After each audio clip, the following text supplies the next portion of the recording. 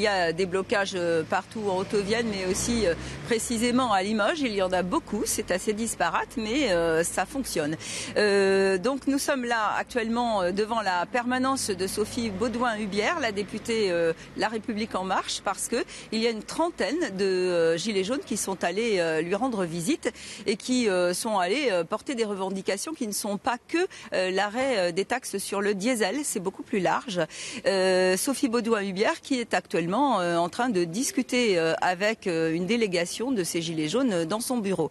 Mais il n'y avait pas que ce blocage, évidemment. Il y avait beaucoup de blocages dès ce matin tôt à Limoges, notamment sur le rond-point de Grosseray, sur le rond-point de la Vallouane et puis également sur le rond-point du Family Village.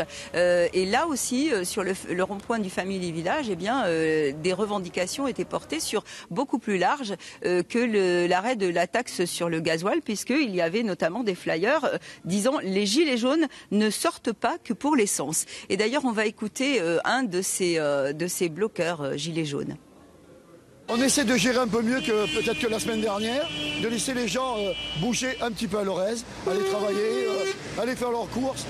C'est-à-dire qu'on provoque une gêne, mais intermittente. Aujourd'hui, il y a plein de choses qui ne vont pas. Les salaires, les augmentations de taxes, l'écotaxe, les radars. Il n'y a pas de prise de conscience de la part du président de la République. Il ne voit pas les gens qui souffrent aujourd'hui dans la rue. On a des salaires minimes, moyens, donc on ne peut pas rester comme ça.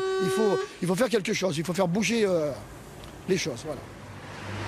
Alors les blocages continuent effectivement à Limoges et puis il y a notamment un rendez-vous au jardin de l'Évêché en tout début d'après-midi. Donc la journée sera vraiment très jaune.